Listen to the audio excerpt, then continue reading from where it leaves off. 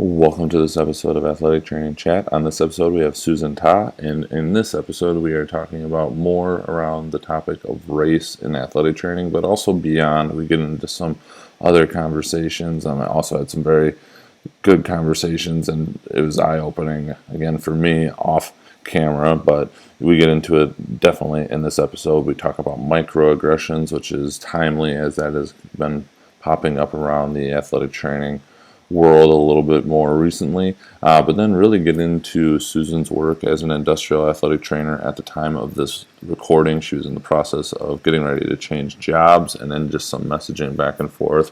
Since we recorded, things are going really well in her new role. She's just getting her feet on the ground and crushing it, as you'll hear from this episode. Really fortunate got to connect with Susan. Looking forward to having further conversations in the future.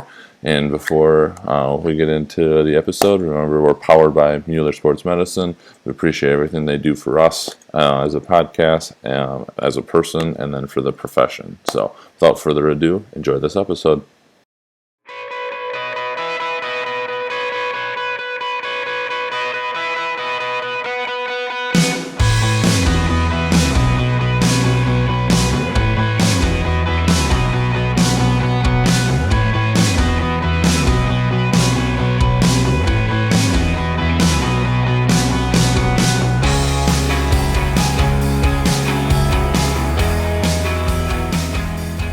This episode of Athletic Training Chat, we are on with now second-time guest Susan Taah. We are covering a variety of topics today, but all of which I think are extremely important for just everything going on in the world and around that. And as a follow-up to our roundtable discussion on race and athletic training, we're going to go obviously beyond that, but then talking about advocating within the profession.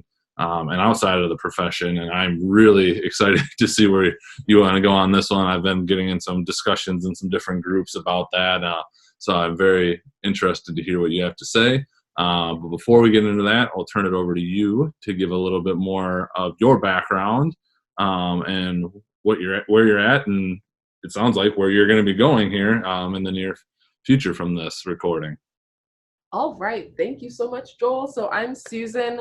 I graduated from Radford University in 2017, and I've been in the occupational health, industrial athletic training sector ever since.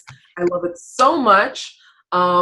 It's just really fantastic. I've been able to grow a lot there. You learn a lot about not just analyzing data and kind of the epidemiology of your population you work with or your site that you're at, but you do a lot of prevention, which is my favorite competency of our field. So it's really great for me. And then you get to work with a variety of, emergency care, and then return to work and rehabilitation and stuff like that. So every day is an adventure.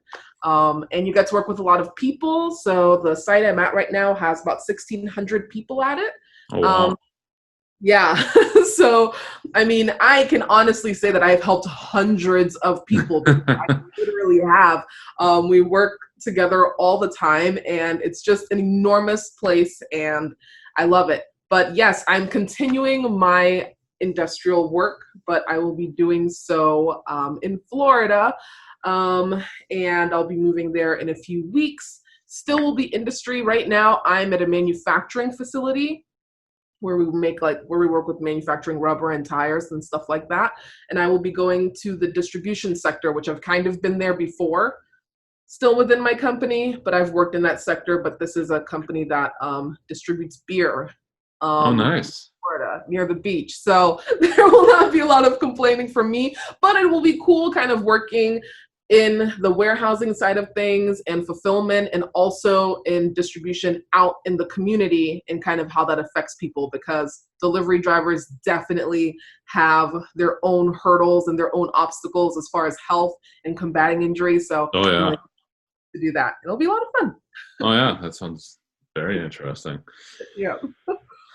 So I think we were going to start off kind of talking about kind of race in general, but definitely race within athletic training. I know we mentioned in the roundtable, not the most diverse profession, definitely not yet in any sense, but you had referenced, I believe, the Black and the Ivory then, and if I remember correctly, looking at like a hashtag with it on Twitter, and I went and kind of looked around a little bit. But if you could start by just explaining what that means, or if that's the best way to kind of just ask the question, I guess would be where I'm Yeah. at. Yeah, absolutely. So definitely, the credit for it came from two university scholars. They're in the professorship side of things. I wish I had like their Twitters or something to say it so I could give them credit, but you can definitely look them up. They kind of started this because with everything that was going on in the weeks previous, they kind of wanted a way to share their experiences with their own racism that they had experienced. So Black and the Ivory is basically a hashtag that talks about being Black in academia, or Black academics, as was kind of a previous term for what the experience is like. So that's where it came from. And it was just people sharing their stories with the hashtag Black in the Ivory, because, and I know that's what the creators of it expressed, was that when you have these things happen to you, you feel like you're the problem. You're like, man, it must have been me. I must have done something. Maybe it is my fault that like I wasn't able to accomplish this, or maybe, and you really do put that burden on yourself because it is being put on you. So when you don't have perspective, all you can say is like, yeah, maybe this is who I am. But when you hear other people's stories and you're able to understand that you're not the problem, and this is something other people have dealt with too, people you look up to, people you respect, people who are even more intelligent than you could hope to be, it kind of helps you realize that, it's not your fault. And so that is kind of the point of Black and the Ivory. So, yes. Gotcha. Mhm. Have you seen that at all kind of pop up within athletic training or anything similar to it? Not that something would have to be separate from it, but Right. I would say yes, and I know that I had touched on it a little bit in my previous, um, in the previous roundtable that we did, but a lot of it really comes from, and something I've noticed with a lot of the Black and the Ivory comments it comes from people who are antagonizers, and sometimes it's those microaggressions, but sometimes it's just very overtly a professor or a director or a coordinator or someone who just makes life so much harder for you and makes you feel like you don't belong.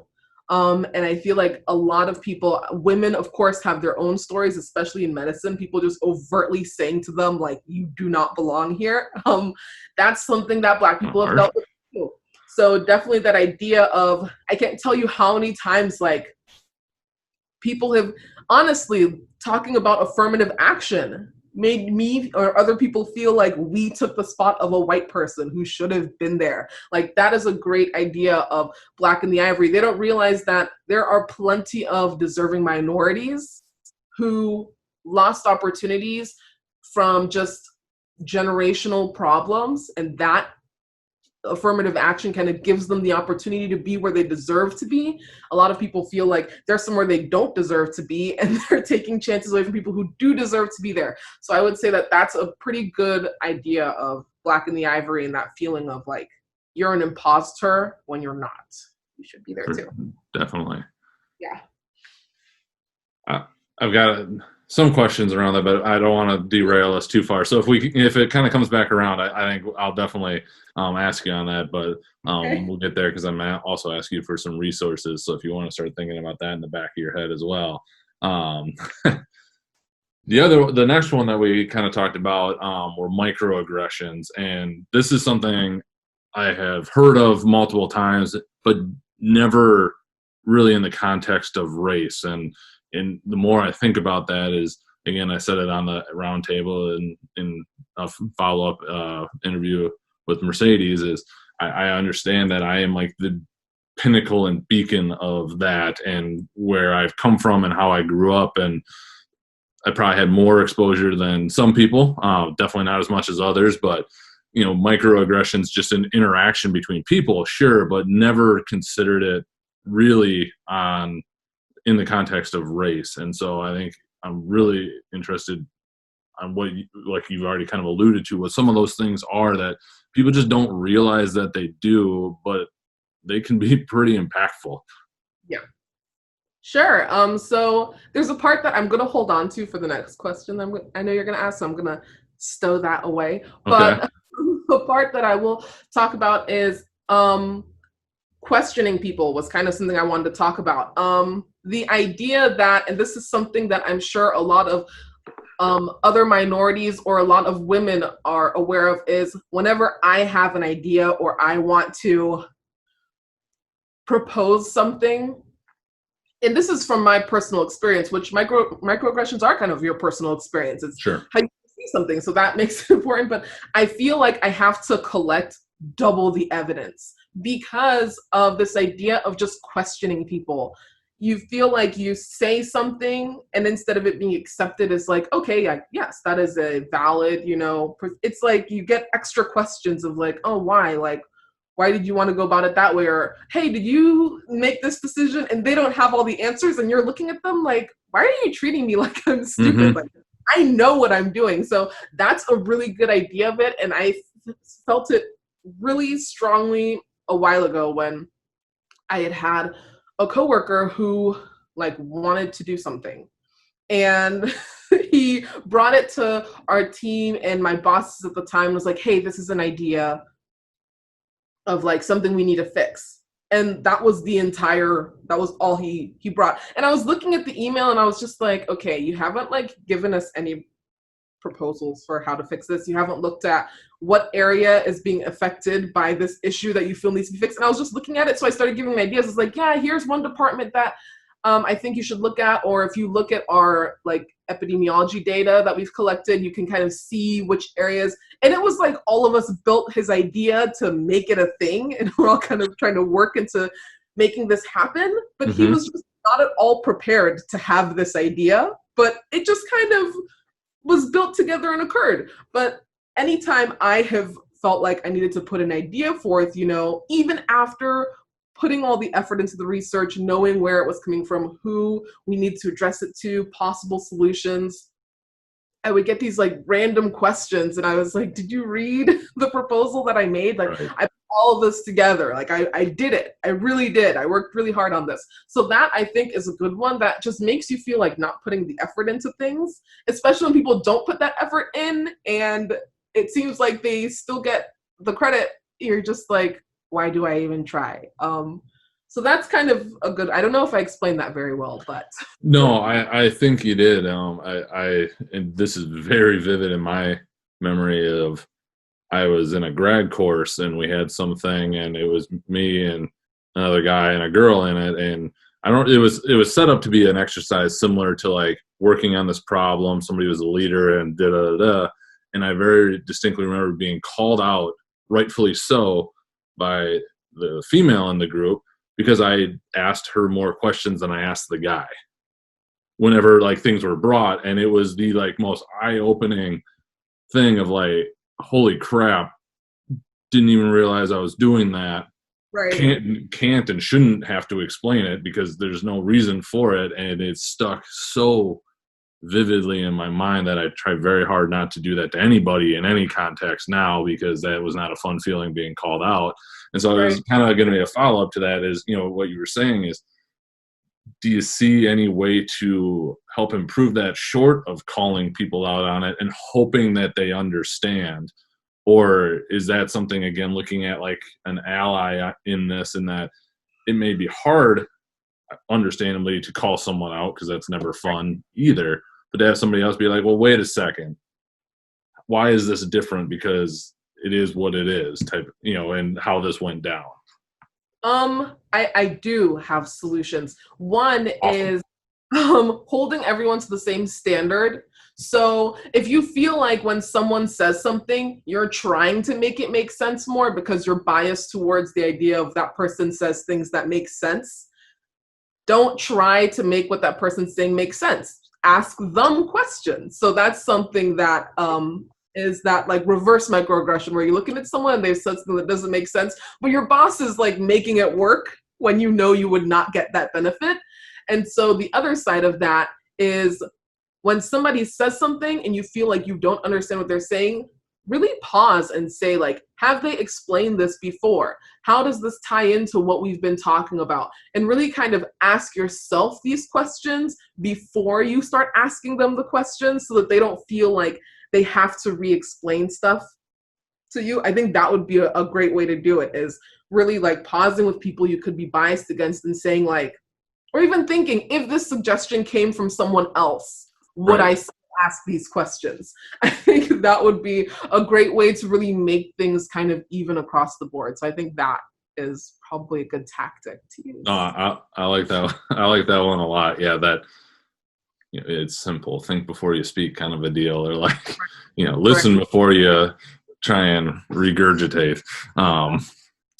Any other specific micro aggressions? I know you put a couple notes down, but wanted to make sure we didn't skip over anything.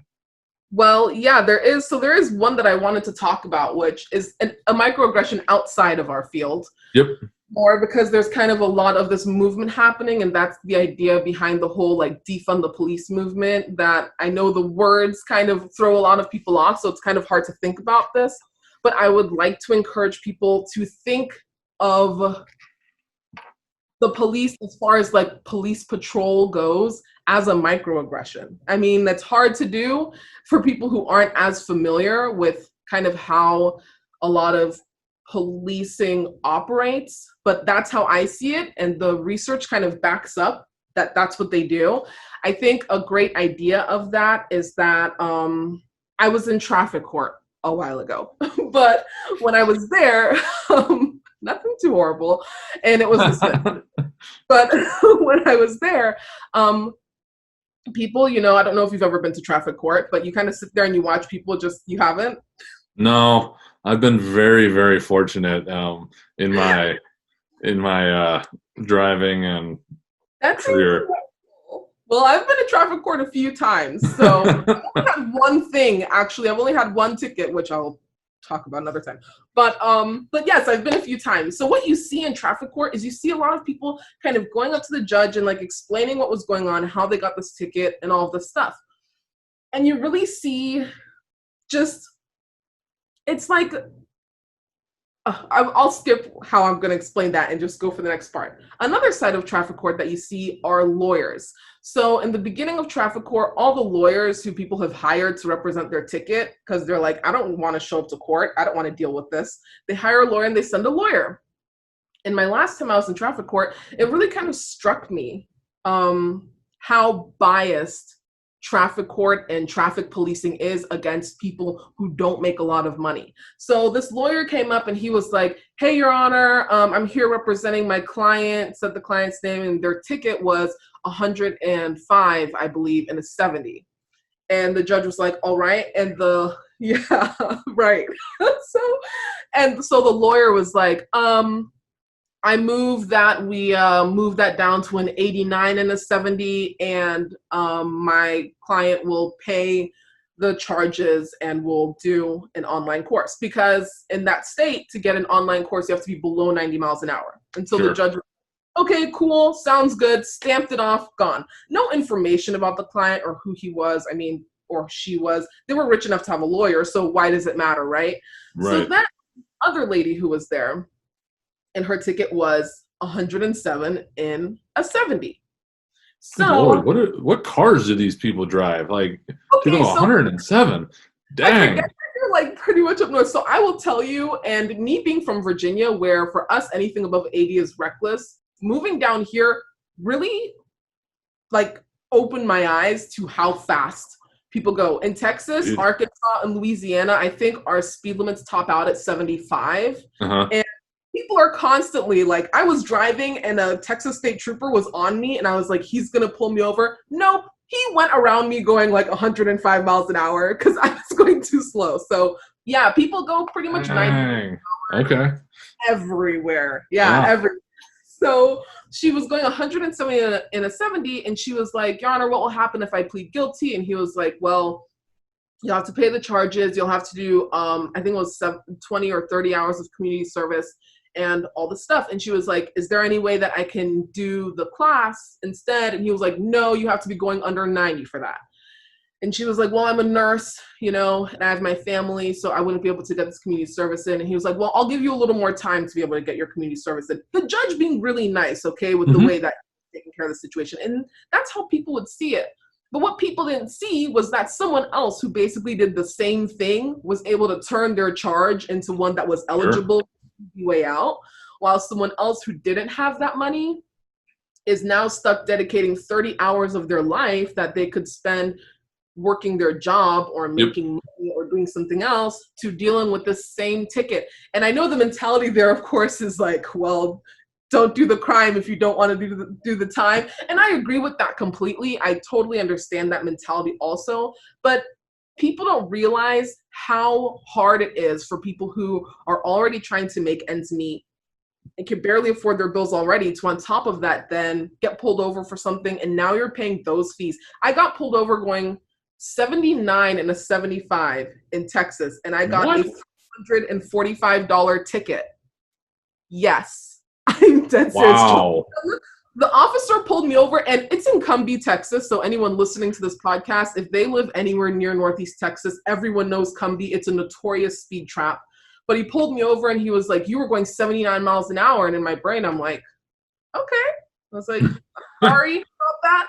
And he was like, do you have your, information and your insurance? And I was like, yeah. And I gave him everything. He went back to his car, and he came back with a $345 ticket. And I was like, are you serious? That's incredible. Yes. And so needless to say, a lot of plans got canceled. Yeah. Months. And that's what happens to people. I mean, I'm from Virginia, and around the holidays, Virginia state troopers go all out. I remember reading about how last year they wrote 5,000 speeding tickets in 3 days.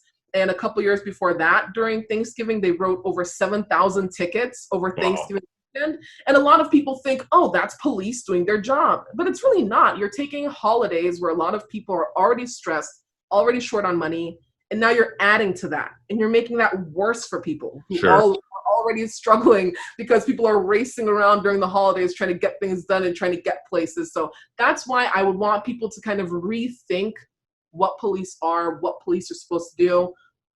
In no way are they not supposed to be dealing with, the violent crimes and preventing criminal activity like they do. It's very important. But there's a side of policing that disproportionately impacts people who can't pay a lawyer to go to court and make their own speeding go away, Right. And so people just really feel that in their pocketbooks and the time they have to put aside to deal with this. So that's kind of my mindset there, is that is a microaggression, or in some ways a macroaggression, when you see $400 fly out of your pocket because you're going 4 miles over the speed limit, that people deal with. So I would encourage people to think of it that way, of can we cut down on some of this over policing and really send this money somewhere else that can kind of build up our community. So yeah, I've seen a couple of things on that have really caught my eyes. I think there's some mix in the terminology. I know different places are talking about different things, but there's a difference between defunding the police and disbanding the police. Those are two very different things. And then the one that really caught me was if you're that upset about defunding the police, well, they've been defunding your public education for years. When you look at public schools, and it's just kind of like, when you put that in context, it's just like, well, those have still figured out how to operate at a somewhat decent level. So let's everybody just consider it. One other thing just off of that, I'm not done with it yet, but Malcolm Gladwell's book, Talking to Strangers, or it's either talking to or talking with. I can't remember it's one of the two. Talks about this specifically and looking at judges and bail postings and like how judges feel like it's important to see. And then they looked at crime versus they fed all this data into a computer, and the computer basically was just as good, if not better, at taking purely objective information instead of like seeing these face-to-face things and making those decisions. And it's just been really fascinating on like why some of these things occur when we think we know what we're doing as humans, but we absolutely really have no clue at all. Definitely. Which is really fascinating. I think a good way is some European cities do it that way.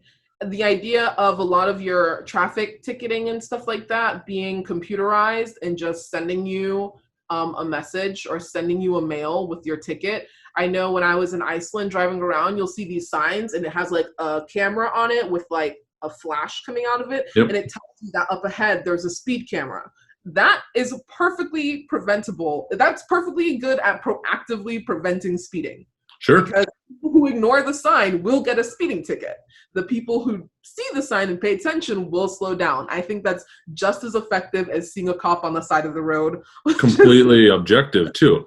Yeah, this was the speed limit. Here's what we clocked you at. Here's the fee schedule. Done. Yep, I'm with you. It makes a lot of sense. Like asking you questions, trying to find another charge, none of that. I think that, that would really help. And I'd ding you for a broken taillight or something. Right. I think this is maybe the question you were referring to, but one that I keep coming back to, and I've seen some things more so popping up on everybody's favorite social media platform, Twitter. As you know, what do you see that might be missing from people that have privilege, understanding that they have privilege? Yes. And this is one I had just seen, just to caveat this, and for everybody that's listening to this, sorry you're going to hear this again, is I saw somebody post something. It's like, if you have never had had your life directly affected by a Supreme Court decision, you have privilege. And that to me was just like, oh, okay, that is, I see that. So so I have a unique take on this as of recent. Was I talking to you about the implicit bias? Maybe it was someone else, probably someone else. Honestly, I don't remember specifically. Have you done like the implicit bias tests ever? I don't know that if I have or not. Okay, so I don't remember the website. I know I was talking to somebody about this recently, but who I can't remember right now. But I could probably send you the link to it. It's by Harvard. Harvard has these implicit bias tests. They're like those psychological tests where you click like good and bad, and you react as quickly as you can to a picture. Yep. Okay. So yes, so they have this implicit bias test, and it will rank if you are biased in a category of events. They have fat and thin. They have like Muslim versus like non-Muslim, or religious versus scientific, black versus white. So you just take this quick test and it tells you if you have no bias at all, if you have a slight bias, if you have a moderate bias, or a strong bias. So, and something that I have not really shared with anyone, I don't think, so you get this breaking news, but I had taken the black versus white, or they made it European American versus African American implicit bias test. And the result that I got was that I had a moderate, not none, not slight, not strong, but I had a moderate preference of European Americans over African Americans. And a lot of my friends were like, well, that can't be right, Susan. Like, that's not possible. Like, you're black for starters. And you're like one of the most, equal opportunity people I know. But I was like, no, let's not throw out the results of my test. Like, let's think about my life, right? I am from an immigrant family. Already a lot of people know that there's kind of a divide between African Americans and Black Americans, like African immigrants. Mm-hmm. Just because in general, we do have kind of a better chance at succeeding in our aims because we don't have that generational psychological trauma that a lot of the Black community deals with. But on top of that, my parents were kind of very protective of us getting caught up in like Black American culture and kind of deviating from what they believed was the path. So I grew up most of my life in a predominantly white area. And on top of that, I kind of grew up with this understanding in everything from entertainment to school to church, everything kind of telling me that Black people are a problem. That's just how I grew up. Even the good traits that I have were honestly often referred to as white, whether I was called an Oreo or whether I was told I was acting like a white person, whatever it was, that was my upbringing. Even in school, I was a minority. Even now, the board of directors for the nonprofit I'm on, I'm the only Black person. My entire county of volunteer firefighters that I work with as a first responder, I'm the only Black person. You know, constantly I am surrounded by a white community. So the idea that I would somehow live that life without any sort of psychological effect and Sure. create a bias that's imposed on me everywhere I look, it's not possible. So I would say that's kind of my like description of what white privilege is. White privilege is where through no work of your own, you live in a society where someone else is convinced that you're better than them. And they can't help it because that's how they were brought up. And I feel like a lot of people ignore the fact that everything in society was kind of built to convince everyone that white people were better than Black people. It's better now, absolutely. A lot of people have been able to break through that bias, absolutely. But for those of us who grew up in societies that really think that way, like I did, you don't escape feeling like you're better. You grow up and you feel exactly the way society taught you to feel. And I personally think that that's what white privilege is. So my follow-up on the resources, I think, will be really good right here, because this is another one I brought up to Mercedes. Is I need to work on that myself, and just to again see more eye-opening things. I think I'm definitely getting there, but it's can be a never-ending process, and it should be. And so I recently haven't read it yet, but it's next up on the list on white fragility. And then saw somewhere somebody who was a professor in academic or African American studies that was basically like, go ahead and read it, but it's kind of sugar coated. That book specifically, and threw out some other options which I've now added to my reading list. But I wanted to ask you about any ones that you had. Mercedes had a really good podcast to check out, so it doesn't have to necessarily be a book. But if you had anything specific in this realm that you have found to really that really explains everything. Yes. I don't know that there's a book that really explains everything. Wow, But or hits on something specific. I understand what you mean. Yep. I'm going to talk about a specific. No, you're fine. You didn't do anything. I just wanted to like preface what I was saying Yep, of like gotcha. end all be all. Is D.L. Hughley. He to me is like a big name. I actually was trying to find one of his books because I was going to bring it as my book recommendation of the day, but he has a book called How to Not Get Shot and Other Advice from White People. That is a really good book to read. I'm forgetting when it came out. I've had it for years. I know I must have borrowed it out to someone maybe, but that is a really good one. And it basically talks about, it's just a bunch of examples and him kind of walking through what it's like to live your life, and people saying like, if you behave like this, bad things won't happen to you. So that is a really good one. He has just released a new one called Surrender White People, and I have not read it yet, but I know that's come out and it has pretty good reviews.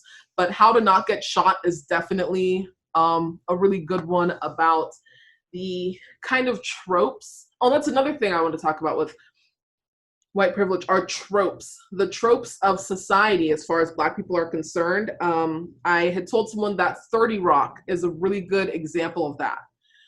In American society, you basically have two Black people. Yes, there are more, but in general, there are two of them. You have the Tracy Morgan, who is that like really ghetto, really loud, like full Blackness, just kind of that hood mentality of the community. And then you have the twofers, who are your like very educated, he's Harvard educated, right? Wasn't that like part of his, have you seen 30 Rock? Never? I have. Not enough to try and get into too much like depth. The writer who is, they call him twofer because he's a double threat because he's Black and he went to Harvard. So I would say that kind of American society puts Black people in those two boxes. And it's kind of them saying like, if you're this kind of Black person, like you'll be all right. Don't be the other kind, you know? And I feel like when we generally look at Black Americans in society, we put them in one or the other. So I would even, in our profession, we get put in that twofer box of like, oh, you went to school, you have gainful employment, like good job. You're on this side. And then a lot of other people, even if you're just like a skateboarder who really likes hip hop, you kind of end up in that other box, even if you haven't really done anything to deserve being there. So that's kind of yeah. But that book by D.L. Hughley is a good one. No, I could see that, and I was just trying to, like, where do some athletes fit in those two things? And I was just thinking about the Fox News person to LeBron, the quote unquote "shut up and dribble" thing. Whereas I and this is making a lot of assumptions, but like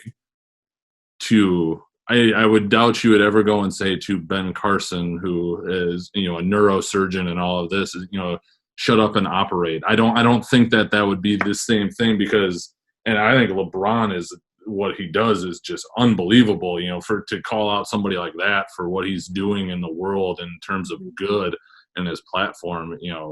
You pick the wrong person to kind of mess with in that regard. But yes, I see exactly what you're saying.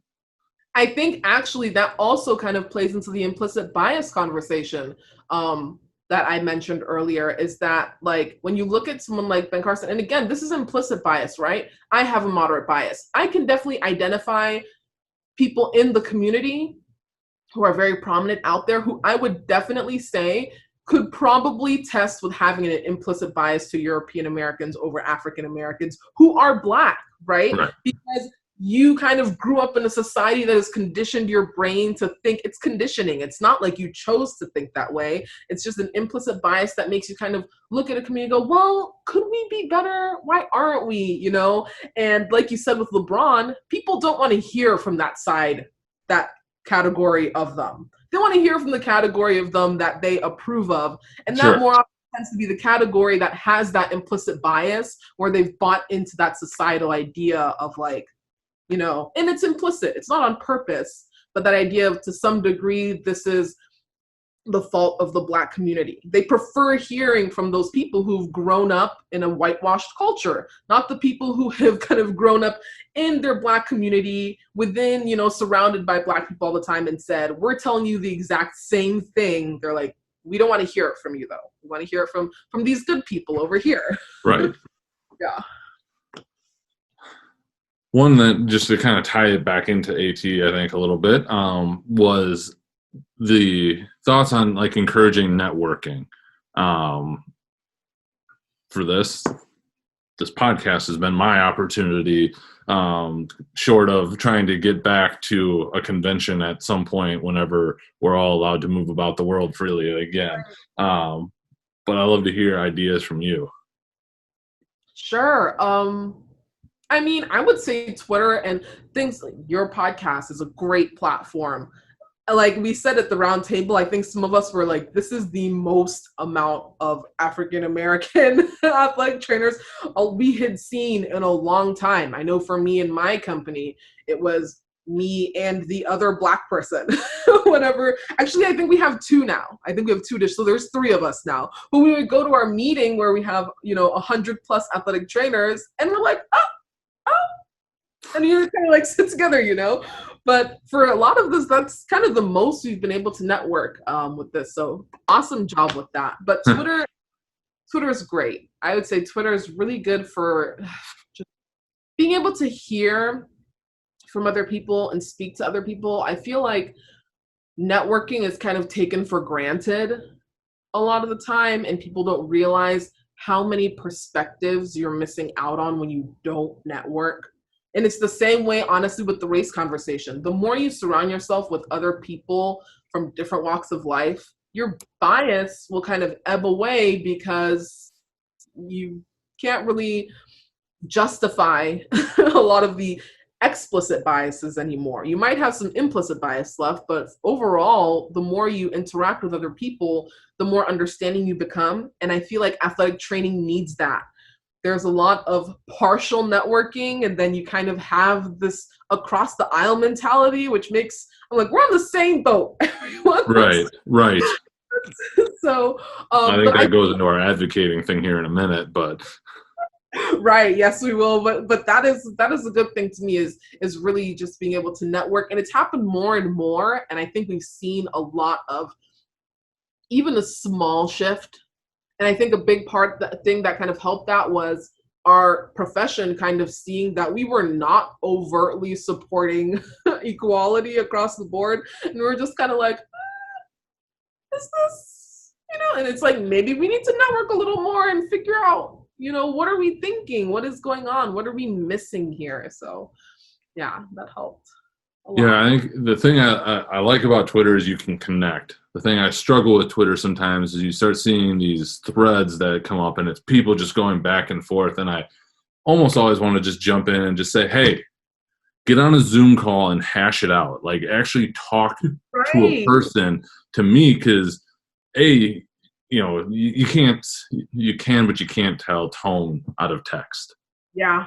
In most cases, especially when it's down to 280 characters and you see some of these things mushroom and there's all, support one way or maybe and support the other way, but like come together and have a conversation. Like, right. And they even bring that up, it's only so many characters. Well, we all have the ability to do that. I don't know that we like to because it's uncomfortable to get into those things, and actually look at somebody in the face when you do it, so you're not just a keyboard warrior. But that is one thing I think I'd like to see more is people not just getting into it. Like there's a couple of feuds that occur on Twitter. I'm sure some people listening to this will know about some of the ones I'm talking about, but I'd love to host that. Why don't we just talk about it and actually have a rational conversation instead of just blasting each other, with sound bites? I think I'll get off my high horse. I think that should be like an Anon Twitter bot, is like when a feud is happening, just drop a Zoom link and be like, you guys go hash this out in a room, discuss, please. There you go. My favorite is when I see the spat and then I scroll back up and I'm just like, where did this even come from? Where did how you can't even tell where it began? And you're sometimes, it's hard to trace back. I get confused at times. I'm like, what am I missing? Like, is this? But I will say on the flip side, Twitter has kind of been good about that too. I've had even someone I talked to last week on Zoom, he's like, hey, graduated. I don't know if he wants me to say his name, so I won't, just to be careful. But he's like, hey, graduated from my DAT program and just like wanted to talk to you about everything going on and just like really want to talk about what's been happening. And that was just like, I was like, sure, why not? Sure, and so that was like a Zoom chat and kind of created that instant networking and ability to just really talk and know how we feel. That never would have happened, I don't think, in a platform that's not Twitter. So no, I agree. That's very true. But yeah, I agree with that. There should be a kind of someone comes in and goes, hey, everyone just go into this room and hash it out. Let's look normal. Yeah. So before we kind of transition to the advocating for athletic training, I did want to touch base and make sure that we kind of covered everything around race that you wanted to, so we don't bypass anything. Yeah, I think I was definitely hopefully able to share a few things that help people understand. Absolutely. A little bit about, what goes on out there and what kind of happens in here a bit for us. So, yeah. Awesome.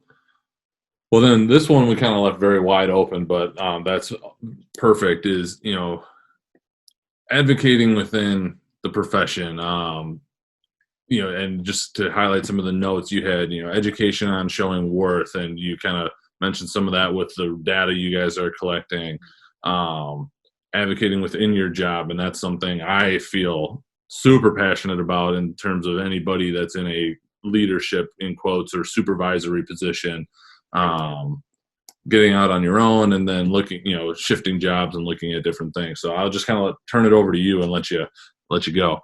Sure. Yes. So the first thing you talked about, showing your value. I feel like in our programs, we go through that very short part where we learn about billing and all that other stuff and how to bill. And I honestly don't even remember that from my program. I could have not been paying attention. That's very possible, but I've learned so much more about it lately. Yeah, well, we had like a pretty big project, and the good thing for me is though we work through like workman's comp, they deal with, we don't really do a lot of billing in the occupational side of things, so that kind of helps us. I know maybe people in the PT side or even the traditional side might a little bit more, but that's not. I'm just like, what are you talking about? what is their care is all I care about. But we learn a bit about that, but I would say even to the point of how we write our notes. We kind of learn the whole soap note and hops kind of thing, but we don't learn. I feel like we need to do a better job of learning how to track outcomes. Is really that we don't get a lot of in our education programs. Even like what information to document when you're starting a case or starting an injury with someone, and then how to then document those outcomes. And those outcomes aren't just like outcomes directly related to the injury, but even outcomes in things like sports or performance, or at least for us in the occupational world, a lot of our outcomes are efficiency, how much production is happening, how much downtime, how many breaks are needed, how many people are TRI, so are like time where people can't do their job because they're injured. So I feel like we really need an emphasis on being able to document those things, because that's really how we learn to advocate for ourselves. I feel like when we come out, we're like these soap note machines who are able to, and we can apply, like basics of therapeutic exercise or even advanced therapeutic exercise we've learned. But there's this big picture of being able to really map out and say, look how much we've done for you. And that really helps with advocating. So I think that's really important. It's for everyone, no matter what your setting is, what is your worth? How do you show your worth? And that will kind of help you where you're not worried when you're advocating for yourself. As someone who just went through a period advocating for herself, I knew why I was doing it. It still made it hard. I still had the proof that I deserved the pay I was asking for. But it just, like, you already have that stress of asking for more money or asking for more of anything. And that stress is compounded if you don't know what you're talking about. So that will help with people who are like, I feel like I deserve more. Take those feelings, look at them, objectify them, put that on paper. That will help you within your job. When you ask your boss, you can say, like, look at how many, look how many more cases I did. Look how many more follow-ups I did. Look at how much prevention I did. Look at programs that I initiated. Were these programs successful? Things like that will just help people. And then that helps you advocate to people who are outside, like your stakeholders. And this is something that industrial athletic trainers are really, really, really good at, because corporations have a lot of money, but they don't like spending money willy-nilly. So it's not, it's not just like, it's not the same as with the secondary school settings where you kind of have this stuck budget. I can honestly say at the plant I'm at right now, I am blessed beyond words with the fact that I can probably say that my budget is unlimited, because it basically is. Well, we're all jealous now. I know, you're good. And that's something that really only your like professional, or a lot of maybe D2 and some D3 could say, but no, my budget is basically unlimited. I remember when I was putting in our HEAT program where we were going to weigh people in and out, and I went to our HSE like safety head, and I was like, hey, I have a project that I really want to initiate. I think it'll help us with the heat stress and all the stuff we have during the summer, and I need some money. And he was like, oh, like how much money are we talking here? And I was like, well, a few $100s. And he was like, oh, he's like, don't bother me unless there are like zeros on the end. And I was like, oh, okay. Just like what? And I ordered whatever I wanted and made it happen. We just got into dynamic tape because we use a lot of kinesio tape already, but we dynamic tape work in. So that, but really, I would say that money is kind of not an issue to us. But at the same time, you need to let them know that they're spending money on you because it works. Right. You got to talk that language of it all comes down to dollars and a spreadsheet for them. And so the more you can talk that. Absolutely. It all comes down to like, how much money have we saved you? And not just that, but how much production have we enabled you to access because of how good we are at keeping people from getting injured or returning people to work faster. So I feel like that is really something that, I don't know, I hope it's like that for a lot of the other industry people, but you get so good at, you're like, I could have unlimited dollars as long as I can prove why I need them. And so if I do that, then I'm like, hey, I can show you all day why I need unlimited dollars. So it really is nice. In my program, I was trained to understand we would have to make these really strict inventory orders and figuring out your order for the beginning of each season. We really don't bother with any of that. We just kind of. Well, that's fortunate for you. Yes, that is a small thing that I really am grateful, and that's part of what makes me, when I think of moving into something else, I'm like, no, I work for a multi-million-dollar corporation, and they don't ask me questions when I order more Coflex. So.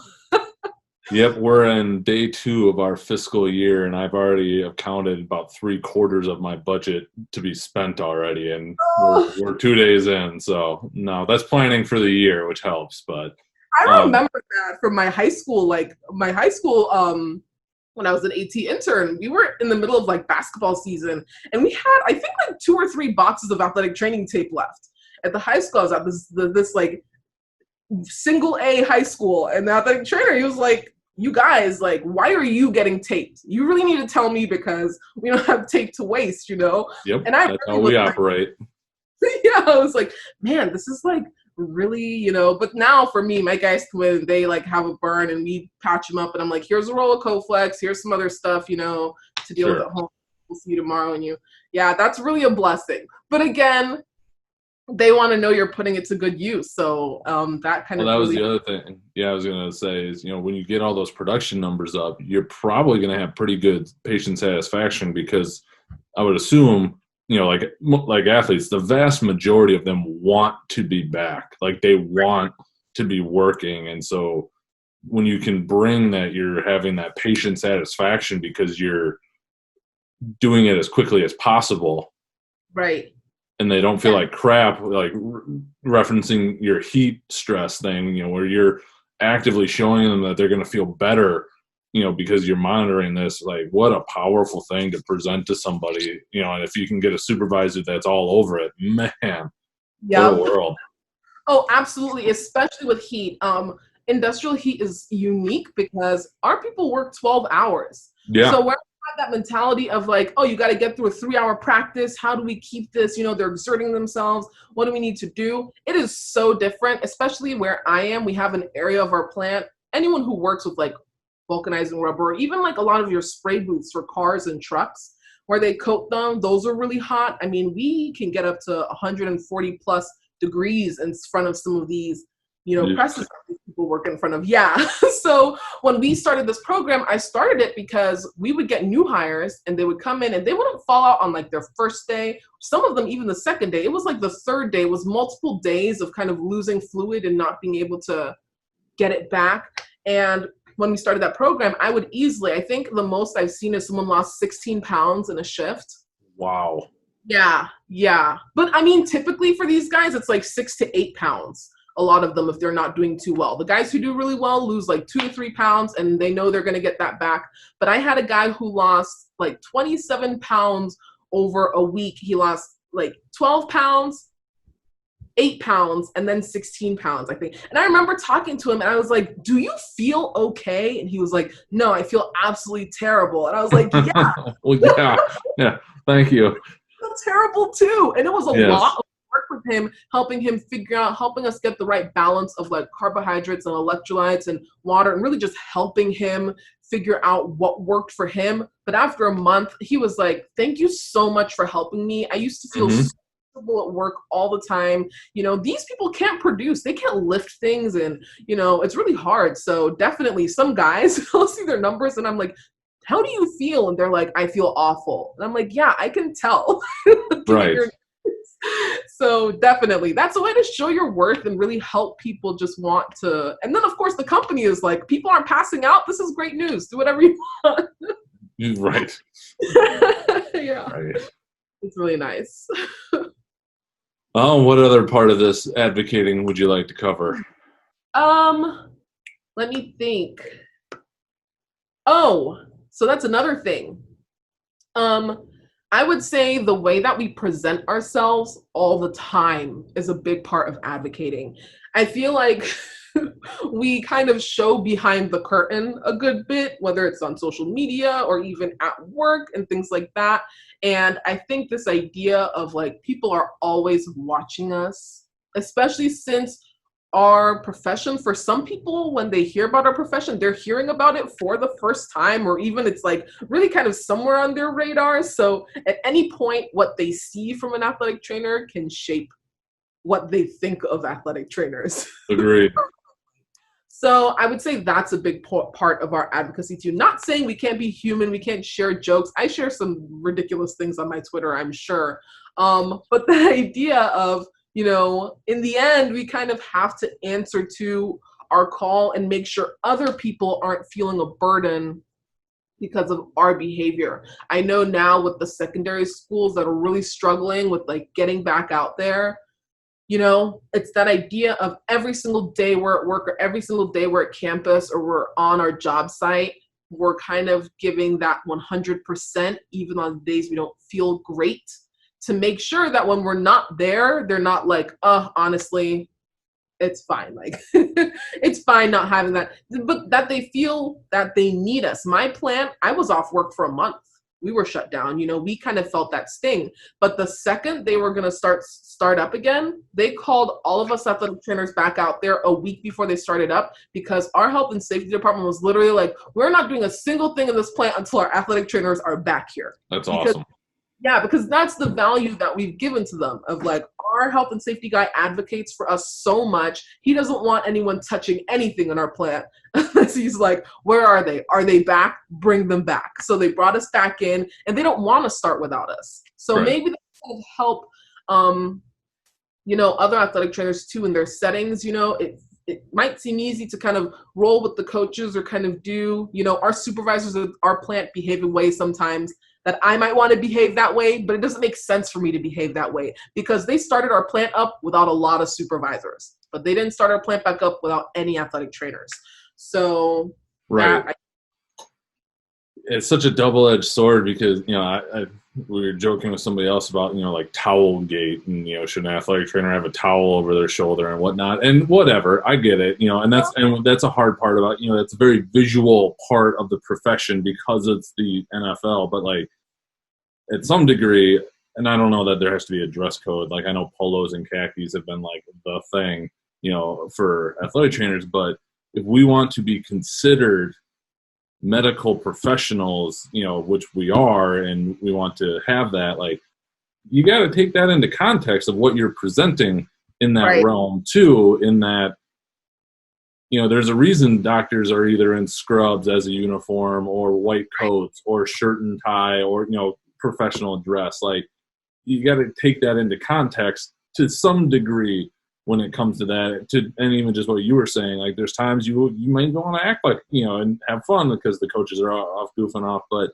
you got to remember that you're in a different spot. I think that's really important and can be tough, but I think secondary school and the high school is one of the most important advocates for ATs, because that is most people interaction with an athletic trainer by and large. So if you have an awesome AT in high school, as a college AT, we love you, because it just makes our job easier. If you had someone that just didn't go well, that we've now got to work a lot to gain some trust that we might not have had to otherwise. And I think that's huge.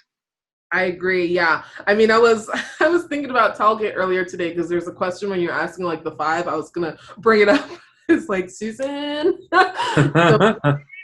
Situation. But I agree. I think that what's happening in the secondary setting is really horrible. And I think some of it is really schools prioritizing health. But we also need to ask ourselves, is there something we could have done differently to make sure we were on that sideline when those sports return? Because that's something our company has to ask ourselves all the time. When we lose a client, yeah, we can blame that client for deciding that saving dollars in safety was more important than somewhere else. But we also have to say, like, is there something we could have done differently? And yes, sometimes the answer is no. You did everything totally perfect. Yep. Sometimes the answer is like, we could have improved in areas that made us a little bit more invaluable. And that, I think, is really important when it comes to advocating for ourselves, for us to think about. Oh, I couldn't agree more. I think that looking in first and really being honest with yourself across this whole conversation.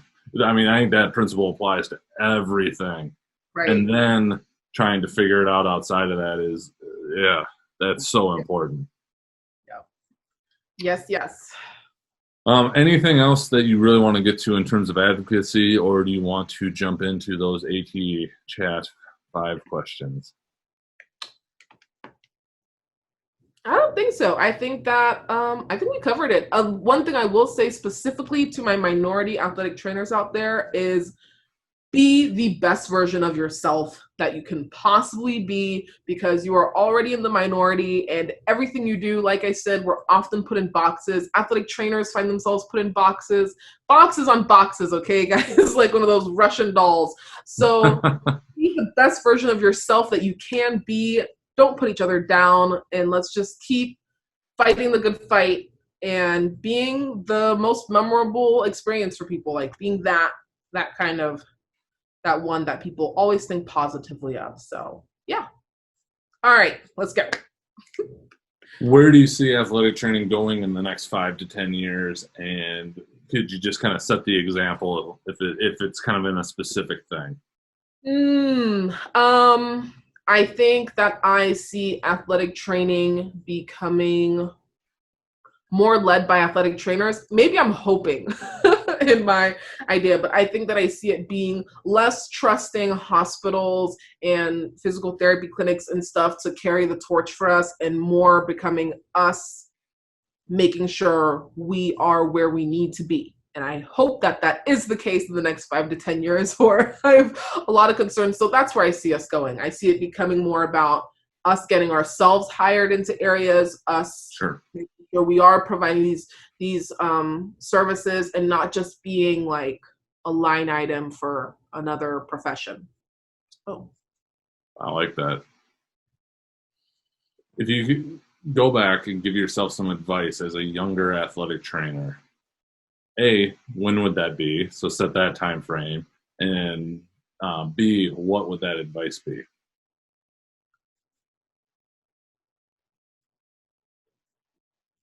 Can I go back to being an athletic training student? Absolutely. Okay. This is your question to answer. So whatever you want. Let's see. I would definitely go back to being an athletic training student. And I think my advice would be to have fully double majored, not just like major and minor. And I feel like that almost seems like it would be taking on too much, but I feel like I learned a bit of areas that helped me be an athletic trainer, and it would have just been nice to have just like even more knowledge.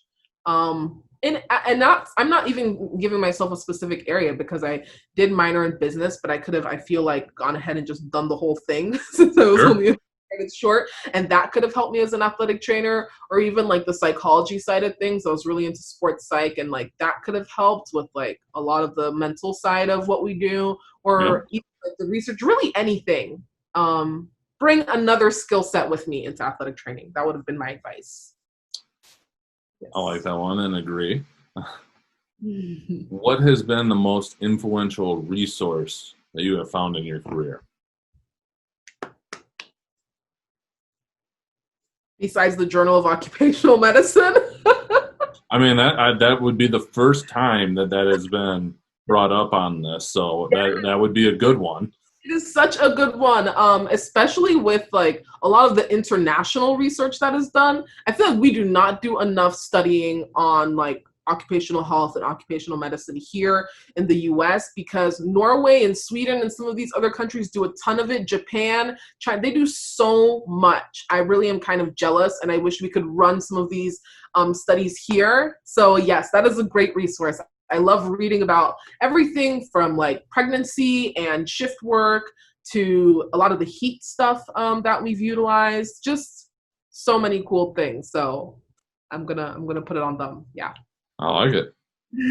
Original. That's good. Thanks. If you could go and change or eliminate one thing, and that could be a modality or common practice or a mindset or anything else if you're choosing, in the field of and profession of athletic training, what would it be? So this is where we come back to that advocacy conversation, because this is what I was waiting for. I would change a mindset situation. I feel like I'm rolling back to the conversation you guys just had on the 50 pod, but I would change our mindset of when we stand up and when we sit down. Because there are some times, especially on Twitter, where there are some conversations, it would be like the Avengers uniting over a parking ticket, right? Where I'm looking and I'm like, this is what we stand up for, guys. Like, we're all out here. We're all really here. Why is this the topic? And then there are times where you have a really good topic and it would be like the Avengers staying home when there was like a threat to the planet, you know, where I'm like, why are there only 6 athletic trainers in this conversation? Where is everyone else? So yeah, right. That's what I would change. If I could change anything, it would be what makes us all up here and what makes us say, like, I'm going to just scroll by that one. So, yeah. Yeah, that's something in just watching Twitter. And it's hard to say, you know, if it's huge or whatever. It's because its own little microcosm. But, you know, we have all these issues outside of the profession, getting people hired at high schools and getting 100% occupancy there, and these emerging settings, whether that's the proper term or not, but these, you know, ones that are growing and everything. And I know there's always going to be differences of opinion within the profession, and I think that's good. But it seems like we spend a lot more time on really weird things that, to your point, I love your analogy, by the way. That is fantastic. I might have to use that in some certain situations with the Avengers. But like, we've got so many other things as a profession to worry about. Like, can we shift our focus and our energy to that and stop coming back over? I'm sure maybe this is where you were going to bring up the towel thing. But man, like, come on. Yeah, I could not agree with you more on that one. That's exactly what it was, because around the time of the towel thing, we were trying to make a push over here on the Arkansas side, because I live in like a bi-state, you know, town, but on the Arkansas side because Arkansas as a state does not recognize the industrial setting for athletic trainers. And we had tried, like I had tried within my own company, I had tried like really talking, even I was able to get a couple of people on Twitter to just be like, can we push, because the bill had died the first time and we're having a second go at it. And the physical therapy association had really come out and sent out a mailer saying, like, tell your people to vote against this and we'll let athletic trainers do whatever they want, or kind of how they came out. So I was really trying to help us, like, we need this setting so badly, like our skills are perfect for this. And then the whole towel thing was happening. I was like, well, this is great, but athletic trainers are still trying to get recognized for the industrial setting in Arkansas. So we can just divert just a little bit of that energy, just some of it over here. We could, because yes, did we solve the towel issue? Yes, we did. And we all know that having a towel over your shoulder is not an unprofessional thing, and it does make you just as qualified.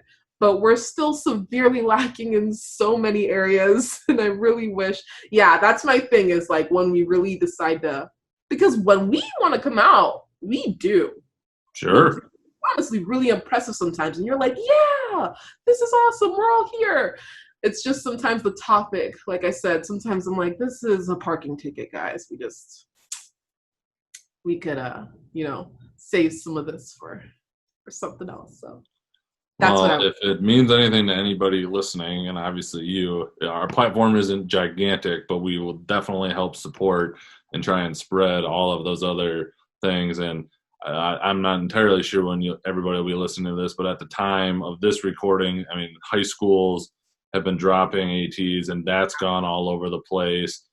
There was a petition going around, and probably still is, to try and get something to the federal level on that. And I've seen that in more places than I care. I have not seen that. Oh, yeah. There's a change.org for that, which in addition to that, as of this recording, it's July 2nd, Boston University is talking about, or has announced, that they're going to drop their athletic training education program. And that has been, as far as I'm aware, like one of the largest and very well done programs in the country. And so people are coming out in droves for that, to make sure that they're keeping that try and help keep that Why? going.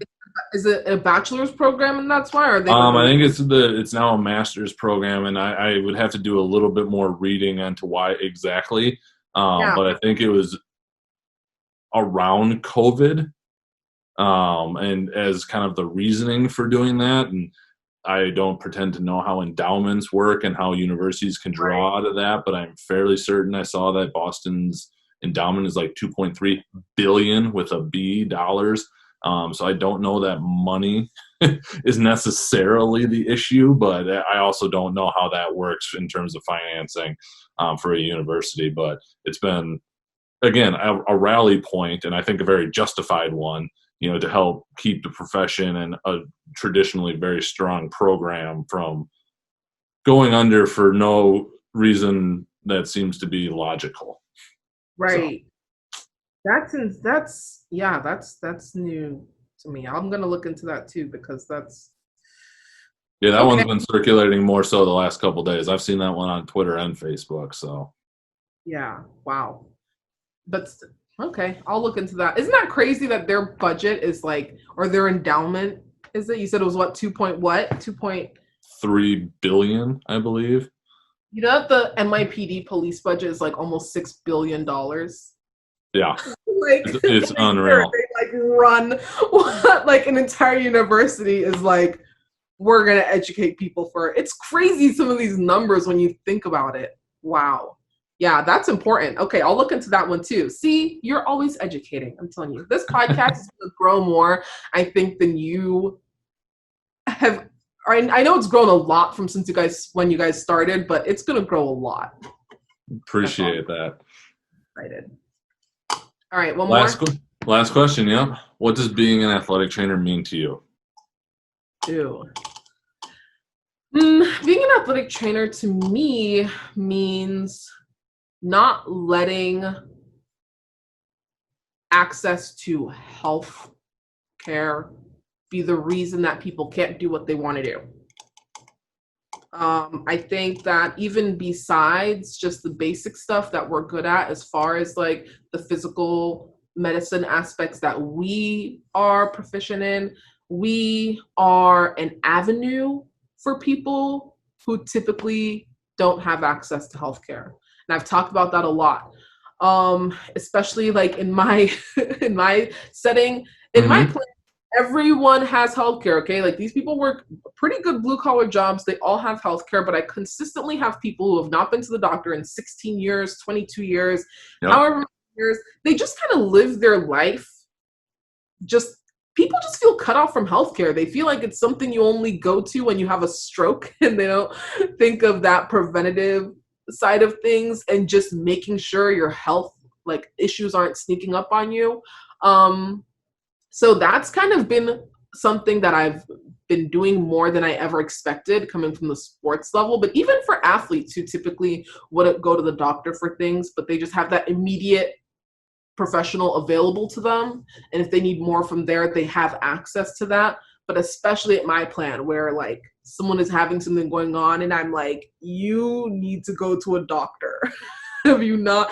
And they're like, I haven't been to a doctor in 16 years. And I'm like, well, you need to go to one. And so we have like, rules through, offices that we already work with and places that we already send people. And so I think a big part of what I do is just getting people to a doctor when they definitely should have been at one years ago and they just haven't been for one reason or another.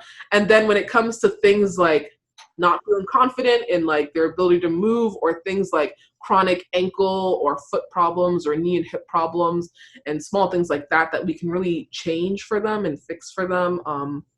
It's really nice for them to be like, man, like I didn't know any of this and now I do and I feel so much better and not letting it stand in the way of life. I really like that answer. That's a good one. Thank you. So kind of in closing then, anything else you'd like to cover? And then if not, where can people find you, follow you, or get in touch? I